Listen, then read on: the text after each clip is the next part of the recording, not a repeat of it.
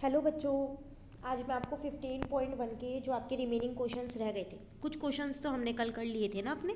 चलिए आज हम बाकी के क्वेश्चंस जल्दी से देख लेते हैं।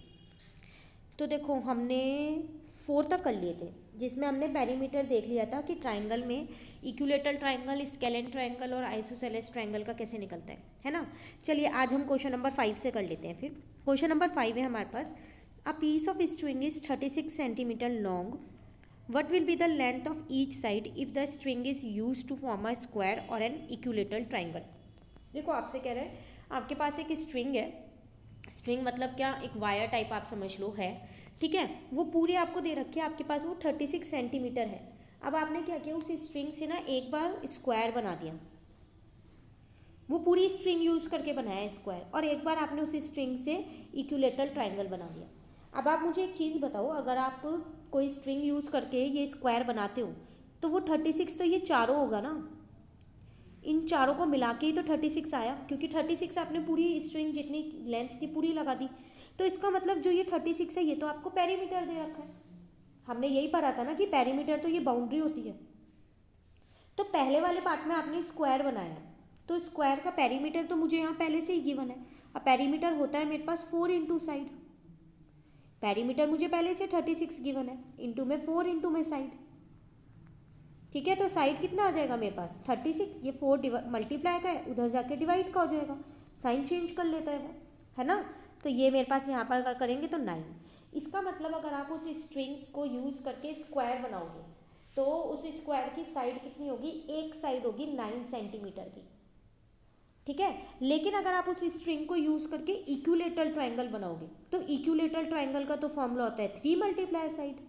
यही होता है ना, इक्विलेटरल ट्राइंगल कौन सा था, जिसकी सारी साइड सेम होती है। और हमने ऊपर वाले क्वेश्चन में इसका पेरीमीटर का फॉर्मूला भी किया था। तो ये मुझे 36 पता है, इंटू में 3 इंटू में साइड। तो अगर हम यहाँ से साइड निकालने की कोशिश करें तो कितनी आएगी, ये मल्टीप्लाई का उधर जाके डिवाइड का हो जाएगा, तो ये आ जाएगी आपकी 12। तो अगर आप उस स्ट्रिंग से इक्विलेटरल ट्राइंगल बनाओगे तो उस इक्विलेटरल ट्राइंगल की एक साइड होगी 12 सेंटीमीटर की, ठीक है। और अगर आप स्क्वायर बनाओगे तो कितनी होगी आपके पास, वो होगी आपके पास 9 सेंटीमीटर की, ठीक है ना। चलिए क्वेश्चन नंबर 5 हो गया। क्वेश्चन नंबर 6 देखते हैं। तो देखो इसमें आपसे क्या कह रहा है वो, if a rectangular piece of dimension 3 centimeter into 2 centimeter is cut from one corner of a rectangular sheet of dimension 10 centimeter into 6 centimeter and attach to its side projecting out of a rectangle, what will be the change in perimeter of the new shape thus formed. देखो question थोड़ा ध्यान से समझना, थोड़ा सा मुश्किल question है। देखो आपसे यहाँ कह रहा है, आपके पास ना, इसको हटा देते हैं, एक रेक्टेंगुलर शीट ऑफ डायमेंशन है, मतलब एक रेक्टेंगुलर शीट है। इसमें से आपने क्या किया, इसका एक कॉर्नर कट कर लिया है, ये भी रेक्टेंगल शेप का ही कट किया है। जो बड़े वाले रेक्टेंगल शीट है ना, उसकी डायमेंशन आपको 10 और 6 गिवन है, और जो आपने इसमें से कॉर्नर कट किया ये भी आपको गिवन है कि वो 3 और 2 है। अब जो आपने ये इतना पोर्शन इसमें से निकाला है, इसको ना वापसी यहीं साइड में ही लगा दिया है इसी शीट के, मतलब कि जो शीट बच गई थी ना, अब शीट कुछ ऐसी बच गई होगी ना, ये ऐसे कुछ बच गई होगी। अब इसी के साथ में कहीं पर जो आपने ये पोर्शन निकाला इतना, वो यहाँ लगा दिया जैसे, या फिर कहीं और लगा दिया है, उसी के साथ ही आपने उसे अटैच कर दिया है। तो अब देखो एक पेरीमीटर है तो इस पूरे का होगा जो शीट हम पे ओरिजिनली थी, और अब एक पेरीमीटर इसका आएगा जो नया बनाइए। तो वो कह रहा है कि दोनों के पेरीमीटर में क्या चेंज आया वो आपको बताना है। तो बड़े वाले का पेरीमीटर अगर मैं निकाल लूँ, पहले इसका पेरीमीटर निकालूँ तो कैसे निकलेगा, 2 मल्टीप्लाई एल प्लस बी करके, है ना। चलो अब मैं आपको ये सॉल्यूशन में दिखा दूँ, क्योंकि यहाँ पर सारी कैलकुलेशन नहीं हो पाएगी। हाँ तो मैंने देखो यहाँ पर लिख दिया है, perimeter of rectangular sheet 2 multiply L plus B, sides रखी तो मेरा पेरीमीटर आ गया। अब मैंने इसमें से एक छोटा सा पीस निकाल लिया था रेक्टेंगल का, तो फिर पेरीमीटर कितना हो जाएगा। अब देखो जब आप ये वाला पीस निकाल लोगे तो ये पहले 10 थी, इसमें से ये 3 चली गई, तो अब इसकी लेंथ तो 7 बची नहीं बची, यहाँ पर दोबारा यहाँ तो 7 बचा, लेकिन यहाँ तो पूरा 10 है, क्योंकि आपने ऊपर की साइड से तो कुछ नहीं निकाला। रेक्टेंगल की अपोजिट साइड्स इक्वल होती है ना, तो वहाँ पर तो 10 ही है। अब उसी तरीके से ये तो 6 रहेगा, लेकिन आपने इस वाली साइड में से ये 2 निकाल लिया तो ये 4 हो गया। तो क्या अब आप perimeter of rectangle 2 multiply L plus B लगा सकते हो, नहीं, क्यों नहीं लगा सकते? क्योंकि अब आपकी दोनों लेंथ और दोनों ब्रेथ बराबर नहीं है। तो देखो ये 7 है, ये 6 है, ये 10 है, ये 4 है, क्योंकि आप इससे एक पीस निकाल चुके हो। ठीक है, तो अब इन चारों को प्लस करेंगे तो पेरीमीटर आएगा। तो मेरा पेरीमीटर आ गया कब? जब मैंने वो जो छोटा सा एक रेक्टेंगल पीस निकालना था वो निकाल लिया। ठीक है, अब यही वाला पीस ना मैंने यहीं साइड में लगा दिया था। अब देखो, अगर आप इसको इस 2 की साइड से लगाते हो, ऐसा लगाते हो, तो मैंने माना ये 3 है, ये 2 है, ये 3 है, तो ये वाला 2 तो इसी के साथ ढक गया, कवर हो गया ना।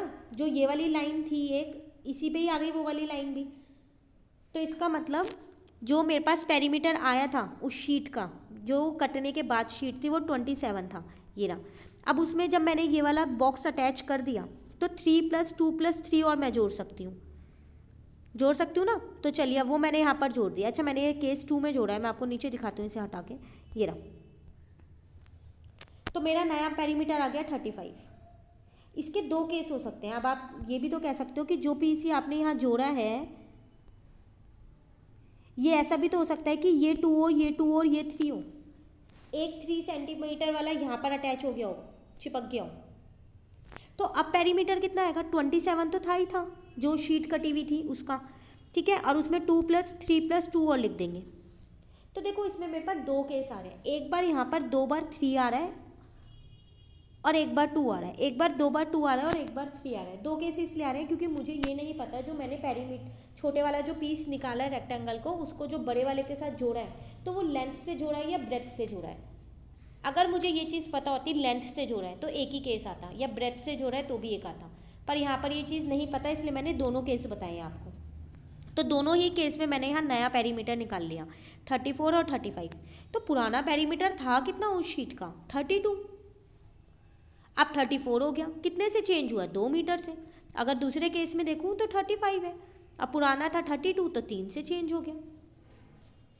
ठीक है ना, तो थोड़ा सा मुश्किल क्वेश्चन था, बिल्कुल ध्यान से अगर आप समझोगे तो आपको ये समझ में आ जाएगा।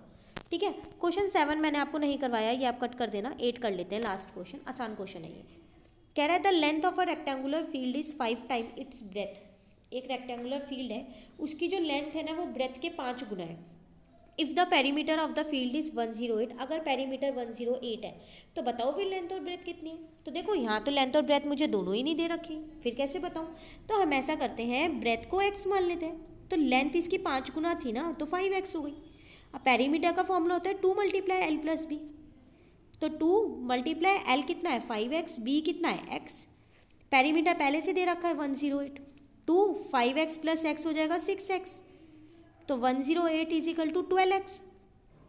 अब x निकालना है ना, ये 12 को नीचे ले आओ, डिवाइड करो, x आ जाएगा, है ना। चलो अब सॉल्यूशन देख लें, पूरा कर ही लिया वैसे हमने यहाँ तक मैंने वही किया है सेम। ठीक है, x मेरा 9 आ गया, तो x मैंने माना क्या था? ब्रेथ मानी थी, तो ब्रेथ मेरी 9 आ गई, और लेंथ क्या मानी थी? 5x। अब x की जगह x की वैल्यू रखी तो मेरी लेंथ भी आ गई। ठीक है ना, तो ये थी आपके पास एक्सरसाइज जो आज हमने कंप्लीट कर ली। अब मैं जल्दी से आपको कॉपी वर्क और दिखा दूँ। क्वेश्चन नंबर 5 आप पे ये रहा,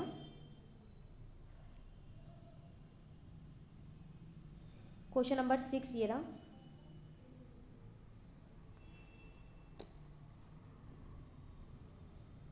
ठीक है। 7 मैंने कटवा दिया है, और क्वेश्चन नंबर 8 ये रहा।